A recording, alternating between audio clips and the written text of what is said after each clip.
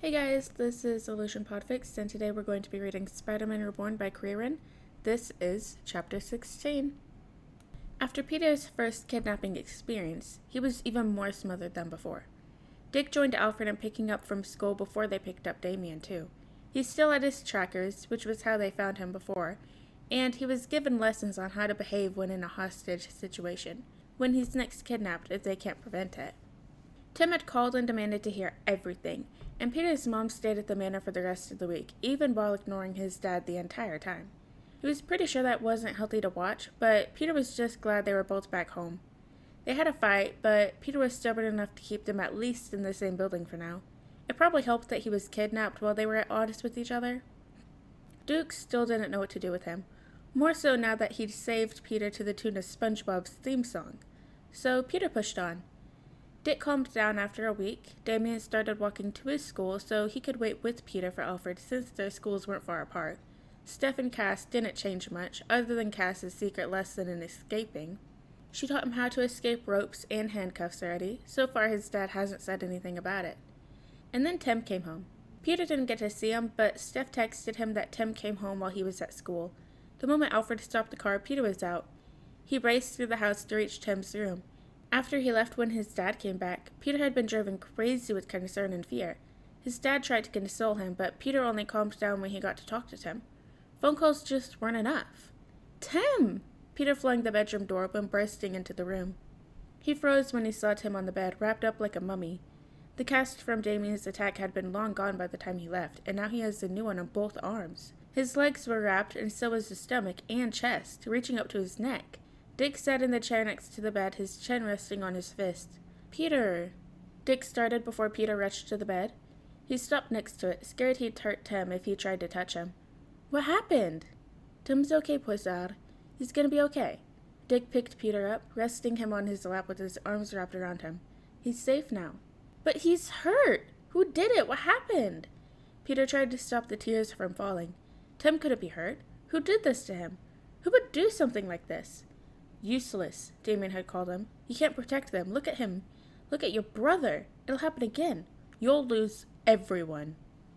I'm okay, Pete, Tim rasped, trying for a smile as his lips split open again and fresh blood pooled up around it. It looks worse than it is. Like hell, Peter snapped, ignoring the language from both brothers. Who did it? Dick stood up, lifting Peter with him. I'll talk to him. Get some rest, Tim. Peter could only wish him a good night before being whisked out of the room. He couldn't stop seeing the bandages, even after being out of the room. Someone tried to kill Tim. Why? Was it when he was Robin? Or Red Robin now? Who could do that to his brother? Tim was trained by his dad. He'd been a vigilante for years. He should have been safe in the towers. Hey, Peter, look at me, Poisson. Dick patted his cheek, drawing Peter out of his mind. He looked at his blue walls, his bed. Zidka sat on the desk. When had he gotten to his room? Peter, look at me. Tim is going to be okay. Alfred and Dr. Tompkins looked him over, and everyone is going to stick close. He's safe here. Who hurt him? You don't need to know about that, Pete. Batman will take care of it. Then why can't you tell me? If his dad plans to go after this person, what if he ends up like Tim? What if he doesn't make it home again? He can't see his dad like that, too. He can't let this person hurt more of his family. There had to be something he could do. He had to help them somehow. You have a tendency to run, kiddo. It's best if you don't know. Dick sighed, taking his hand into his own. You can help Tim by staying close. Tell him about school, okay? Peter pouted at the reasoning. He doesn't always run. Not like he can with all the trackers on him. Dick pulled him in for another hug. Peter accepted it eagerly. Every blink gave him another image of Tim's injuries, of Mr. Stark and of funerals, of failing and mistakes. Peter Parker failed once before. He couldn't not do something. Peter couldn't do this alone. If he wanted to run again, he had to have more information. Tim and Dick won't help him, and he knows Babs will just tell on him if he tries to ask her. Cass and Steph might help him, but then they'll want to join, and if one person did that to Tim, then he didn't want to pull his sisters in their path.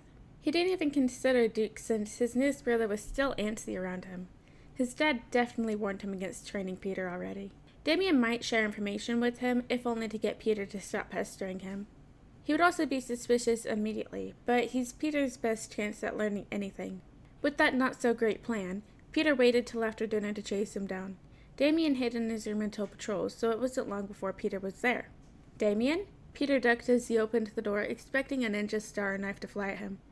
Damien sat in his bed, book open on his lap, without any visible weapons.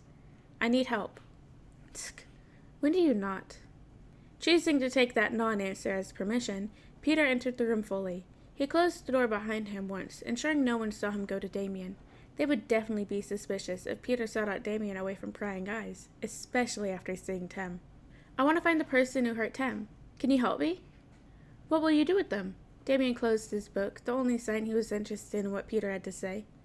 "I don't know. I need to find them, and get there without Dad knowing." "Tsk. I will not help you kill yourself," Damien scoffed before grabbing his book in hand. "I will not be part of this plan." Risking it, Peter climbed onto Damien's bed.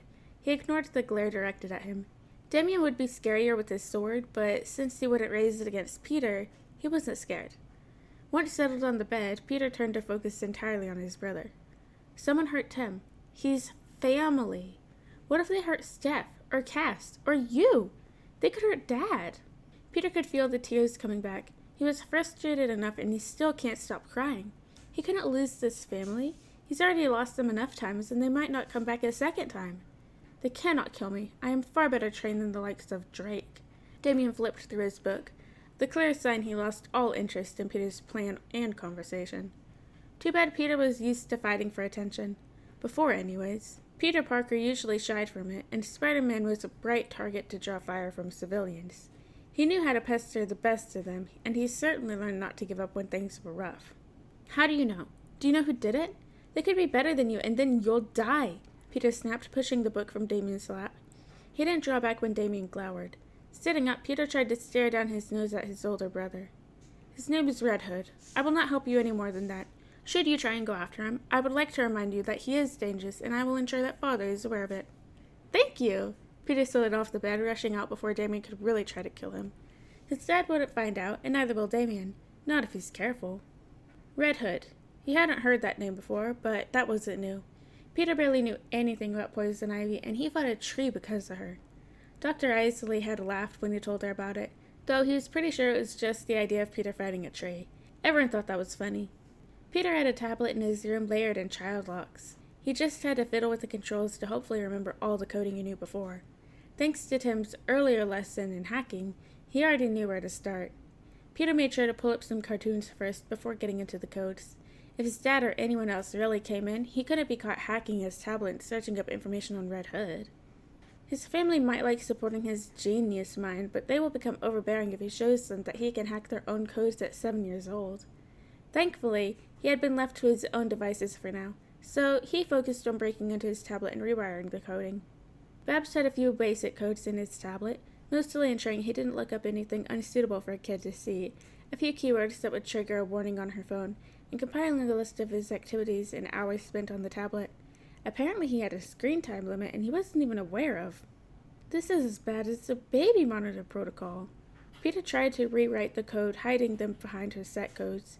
Once he triggers them, it should freeze the screen on the cartoons, so she wouldn't see anything he does after that. The code would also override her safety lock so he could search up anything he wanted to while the rest of it was frozen. He had to switch back to the cartoons when his mom came to check on him, but she left him to SpongeBob shortly after. Once the codes were triggered, Peter searched up Red Hood. Articles of the new criminal filtered out, the most recent being a duffel bag of heads left in the front of the police station. Peter scrunched up his nose at that article. Red Hood is clearly overconfident. Or not. Even the police in Queens couldn't do much when the Sinister Six sat right outside their doors, held hostage in their own station. He recognized another article of the copycat Joker. Red Hood was Joker's old alias. Peter changed his search, choosing to filter locations of Red Hood sightings. It was mostly in Crime Alley, though. He went into the Bowery, too. It helped a little, but last time Peter was in Crime Alley, he needed Cass to save him. Now, though, he had a little more training with Damien. He might not be able to fight off the Red Hood, but common criminals shouldn't be too hard. He probably wouldn't even be able to reach Red Hood before being caught. He would also need to find a mask. Maybe he could steal one of the domino masks his dad has. Peter saw a lot of them in the Batcave. There was no way for Peter to look over the entire Crime Alley area on foot, especially if he had to do so without his family finding out. If he missed school, they would definitely call his dad, and he would be caught before he could even make it to the bus. But there was one other way. "Daddy, can I go to Nate's house?" Peter peeked over his desk in his dad's study. He spent the day scheming with Nate, and now has an accomplice. Nate will cover for him while he takes a cab through Crime Alley to look for the Red Hood. If he can convince his dad for his sleepover, he could cover even more ground. Nate Williams? Of course his dad knew all of his classmates. "Why don't you bring Nate here?" "Damien might kill him." Peter pouted, knowing for a fact Damien would just terrify his friend, and then he might lose him. His plan wouldn't work if Nate came over, and thankfully his brother was just scary enough for Peter to use it as an excuse. His dad was aware enough about his other son's behavior. Peter stifled his grin as his plan seemed to work. "All right. Are they expecting you?" "Yep, at 5. Peter and Nate had talked over the phone after he got home, and with the plan in place, Peter just needed to get a ride. "Alfred will drive you. He'll pick you up at 8 sharp. Peter cheered, rushing out before his dad could change his mind or ask some rules for him. Alfred didn't say anything, so Peter could only hope he didn't suspect his plan. If anyone would, it would be Alfred. Damien might be suspicious, but it wasn't like he could camp out in front of Nate's house all night without drawing suspicion from his family. If his dad found out Damien told Peter anything about Red Hood, then he would also be in trouble. Peter grinned as he stared out the window. The plan was working. Peter raced ahead of Alfred after pulling up to the house a few hours later. Nate lives in Robbinsville, which would only be a half-hour walk to Crime Alley. Nate's dad opened the door, letting Peter in before talking to Alfred. He didn't bother waiting for them to finish and chose to follow Nate upstairs. "You remember the plan?" Peter whispered as they reached Nate's room. "Yeah. Are you gonna be okay going there?" "Mm-hmm. My brother lives just outside of it, so I won't really be in Crime Alley." Peter told him Jason had run away and lives near Crime Alley. It was the only lie that Nate couldn't Google to see through it. It hurt using his brother in this way, but he couldn't protect him without it. The Waynes were famous, and any piece of information Peter gave could be checked by a quick search. They played for 10 minutes before sneaking around back. Peter left his shoes in Nate's room before borrowing a pair of his. He shoved his necklace into his shoes, too. The tracker would alert Babs or his dad if his shoes went a different direction. Nate split north, heading to his cousin's, while Peter went south to Crime Alley. The sun was already setting, reminding him that winter was fast approaching. Peter chose to run, if only to shorten the time to get to Crime Alley. He would have to be careful to leave earlier, too, if he wanted to make it back in time for Alfred to pick him up. Crime Alley looked as bad as before. With the sun setting, most people turned in early. No one wants to be caught out after dark here. Peter stuck to the shadows this time, using the lessons from Cass to go unnoticed past alleys and skirting around people. As long as he wasn't noticed by anyone, he was safe. He didn't manage to sneak into the Batcave. Now with so many siblings in the house, it was impossible to break in. Not to mention, after the last time he was brought there, his dad warned the others from bringing him back in. It's not like they didn't fix the screen. Besides, if Tim hadn't distracted him, the batarang wouldn't have even gotten close. Without a mask, though, Peter had to be extra careful to hide from both people and possible vigilantes above the buildings. 10 minutes heading down the same street didn't unveil any new information. The gangsters he passed talked about shipments, which had nothing to do with the Red Hood, so he moved on. Peter hadn't even seen his dad fly above, though that could be that it was too early despite the sun having set. Peter turned down a different street, mentally mapping out his path to backtrack later. He slowed down as a group of people left an alley in front of him. He tucked himself closer to the wall, holding his breath as they passed him. Peering into the alley, Peter froze at the crumpled figure inside. When the group turned a corner, Peter darted into the alley. The man was beaten badly. Peter winced at the weird shape of his arm. He pressed 2 fingers to the man's neck, counting the pulse before relaxing a little. The man was still alive, if only unconscious. Peter couldn't call anyone since he left his phone at Nate's house. He doubted anyone here on the streets would let him borrow theirs. Thankfully, the guy wasn't bleeding outwardly. He tried to see if there were any signs of internal bleeding, but he really couldn't tell. Peter hoped he wasn't. He should have learned some first aid after watching his family every morning after rough patrols. Peter had always been consoled and soothed whenever he fussed over them, but still, they rarely explained the aid needed for those injuries. He could only faintly remember from before, and even then, that felt strangely fuzzy, mostly due to the enhanced healing he was sure took care of most of the types of injuries. In the end, nothing I could think of could be helpful for this man. He'd have to find help from someone else, or maybe find a way to call 911. Slipping back into the shadows, Peter crept towards the mouth of the alley. People walked by without looking into the alley despite the man left right in the middle of it. Everyone looked dangerous, and without the sixth sense from before, Peter really couldn't trust anyone. Chewing his lip, Peter calculated the time it would take to run back to Nate's house. The guy might survive, but he didn't want to leave the man unconscious and alone. "What are you doing here, kid?" A man stopped a few feet from the alley, staring straight at Peter. He ducked back into the alley and hoped the guy was asking someone else. "I can see a short stack." Cass said Peter was great at sneaking around. He even stumped Damien a few times. How did this guy see him? "Why do you care?" Peter straightened up, attempting to stand like Damien. He always looked scary when he stood like this. The man only laughed when he saw Peter's stance. "Probably because you don't look like you belong around here. Where's your parents?" The guy was pretty tall, probably taller than his dad. Peter had to lean back despite the distance to his face. Dark hair hidden under a cap and blue eyes. This genetic pool in Gotham was really small. If most people he had met had blue eyes, he could faintly make out a scar on his lower part of his cheek. "Do you have your phone?" The man raised an eyebrow, studying him for a moment. "I do." "Why?" "He's hurt." Peter pointed down the alley where the man was laid out. The guy hummed, fishing his phone out as he entered the alley. Peter stepped away from him, going back to the shadows, if only to put space between them. Last time a guy came close to him in an alley, he had a knife to his neck. His mom had promised murder before his dad managed to stop her, and he doubted his dad could stop her a second time. "Do you know him?" He crouched by the body, cataloging his injuries. "No, I just found him like that." Peter edged closer as the guy fished out his phone's light over the man's face. "Leave him." "He's hurt." "He's no good. Better to die here." The guy snapped back. "No one deserves to die." Aunt May wanted to save the other Green Goblin. She wanted to save all the criminals that came to their world, even if they didn't deserve it. Everyone deserves a chance, and who were they to take that option away? The guy walked past him back to the street. He stopped at the mouth of it before turning to face Peter. "This one does. Come on, I'll walk you out. You'll end up like him if you stay here." Peter scowled, eyeing the phone still in the guy's hands. He didn't want to steal a phone.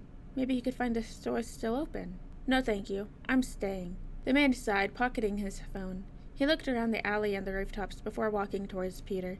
Peter bolted at the first step, racing deeper into the alley and past the unconscious guy. He should have known not to trust the man. Footsteps pounded behind him, the guy's boots making more noise than the otherwise silent alley. Peter yelled when arms caught him and a hand clamped over his mouth. He wiggled, trying to kick the guy, but his feet didn't deter the guy at all. "Quit it, kid. I'm trying to help you." Peter licked the guy's palm, ignoring the metallic taste of it. Unlike with Dick, this guy wasn't grossed out by the action. Enough. He couldn't do anything more than that. Peter kept trying to kick him as the man carried him away, but nothing deterred him. The farther they walked, the more they left Crime Alley. No one spared a second glance at the pair as they walked, giving them a wide berth at the sight of his height and bulk. Peter watched as they entered Old Gotham before the guy dropped Peter onto the sidewalk. "Wait for Batman to take you home," the man huffed as he started to walk away. "I'll be watching. Stay out of Crime Alley, kid." Peter groaned. He was further from Nate's house than before now. He tried to memorize the map of Gotham before going to Nate's house, and he knows Old Gotham is below Crime Alley, while Robbinsville is above it. There's no way he'll make it back if he's got a stalker keeping him from crossing the street. Diving into the shadows, Peter glanced around for any cameras. Hopefully Barbara wouldn't notice if he randomly showed up in Old Gotham. Peter hadn't seen the creepy guy after he left, but he didn't want to get spotted by him again. He was the only one who saw Peter from the shadows, and he believed him when he promised to keep an eye on Peter. But he couldn't be caught running around Gotham a second time. His dad might ground him again, and he's still grounded as is. Could he even get grounded again if he technically still was already? Choosing between the two adults, Peter decided to risk it with the stalker. He didn't kidnap Peter, so he probably won't hurt him. Maybe. Creeping back into the alley, Peter kept an eye out for the stalker. The man was faster than Peter and would probably catch him if Peter tried to run. If the guy shows up again, he'll just have to tell him to carry him to Robbinsville if he doesn't want kids in Crime Alley. Peter still had to worry about getting the police to the alley, if only to ensure the guy was taken care of. 5 minutes into the walk was enough for Peter to recognize the area more. The alley wouldn't be far from here. He picked up his pace when the stalker didn't show up, racing towards the alley. A gunshot echoed from the direction he was heading to. Peter ducked behind a building, peering out carefully. The echo was pretty loud, but it sounded close. Did someone? Picking up his pace, Peter raced towards the alley. Please be okay. Please be okay. Peter reached the front of the alley before a strong arm scooped him up into the air. He sucked in a breath as they flew away from the man before landing on a roof. "Dad, you gotta check!" A red mask stared back at him. Peter froze when he saw the full face mask. Still in the man's arms, he squirmed until he was released and fell to the ground. He rolled away before hopping to his feet. Peter stepped backwards, watching the Red Hood in front of him. "Stay away from the ledge." The heavily modulated voice came through the mask, startling Peter. He glanced behind him, realizing how far up they were. He will be in so much trouble. "What do you want?" Peter turned, taking the stance Damien taught him. He couldn't really fight, but maybe the guy wouldn't bother with the kid anyway. The articles never mentioned any dead kids. The red mask tilted to the side silently. Peter wasn't sure what he was looking for, but he didn't seem to find it. He turned back to Peter, looking across the street to the alley. "Nothing you can give me," Red Hood finally spoke. His hand rested over one of his guns as if he might shoot Peter if he said the wrong thing. "Then why kidnap me?" Peter wasn't exactly worried about it. He's been kidnapped before and hadn't been shot. Red Hood might not be like Sabrina and Patrick, but Peter doesn't have any trackers for his family to chase after this time. Not like they know where he is anyway. Maybe he should have made a better plan than just finding him. He didn't really think about what to do when he actually did meet him. "You hurt someone I know." There. It didn't oust him or Red Robin. "I want to know why." "You gonna make me talk, Squirt?" Red Hood turned back to him, his shoulders drawn tight. Peter took another step back. Maybe he deserved it. "No one deserves that. You gotta go to jail, 'cause you hurt someone." Trailing off, Peter realized he really couldn't just demand that. Was he expecting the Red Hood to just realize the error of his ways and turn himself in? He should have thought this through more before going on with his plan. He couldn't do nothing while Tim laid in bed like that.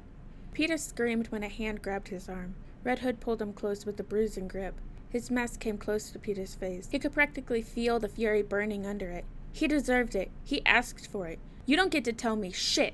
Red Hood let go after Peter whimpered, his hand going to his arm as the newest rogue stumbled away. Peter could hear his labored breathing from under the mask. Shit. Fuck. Fucking shit. Red Hood paced, his hand sliding over his mask. Peter's arm throbbed. A reminder the guy was bad. He couldn't call for help without his phone. Will anyone find him if he was really kidnapped by Red Hood? Said man was still pacing. His footsteps were heavy as he stomped into the roof. He reminded Peter of the Winter Soldier, frustrated and beating himself up over something he didn't mean to do, over an emotional break with unintended actions. Peter watched him pace, seeing Mr. Barnes in the man. Maybe there was more going on here than just a new rogue. "Are you okay, Mr. Red Hood?" Peter piped up, flinching back when the red mask turned to him sharply. They both froze, staring at one another.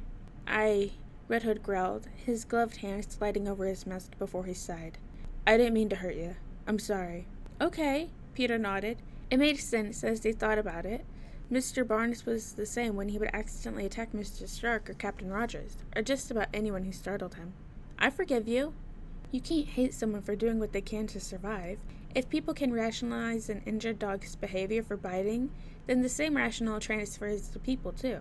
Peter could disapprove of Red Hood, hate him for hurting Tim, but he didn't mean to hurt Peter. At least, Peter thinks that the Red Hood didn't mean to. "What?" "You didn't mean to hurt me. I forgive you for that, but I still don't like you because you hurt my friend. He didn't deserve it either," Peter explained, rocking in place as the wind blew past him. "Call your dad, kid. You don't belong here," Red Hood ordered, stomping away from him. Peter hummed. He couldn't even if he wanted to, and he really didn't want to. "I can't," Peter started when the Red Hood turned to him, rambling out the story. He kept out everything about trackers and vigilantes, but he stressed that he was supposed to be at a friend's house and he wanted to find him. By the end of the story, the Red Hood had sat on the ledge. Peter inched forward, joining him slowly. He hadn't been shot, so he was sure the ledge was safe next to the hood. "You'll get yourself killed someday, Peter. Stop trying to go out alone." Red Hood sighed, his shoulders falling now. Peter frowned, leaning into the man for warmth. He ignored the subtle flinch as the man tensed at the touch. Red Hood relaxed a second later as he took Peter's weight by his side. "Yeah, you really don't belong here, kiddo." "Maybe, but I'm here now." Peter stared at the skyline ahead of them, imagining it to be Queens. He imagined the Avengers Tower in place of Wayne Enterprise. Maybe Peter Parker wouldn't have belonged here, but he's Peter Wayne Kyle. He's alive, you know. I like him.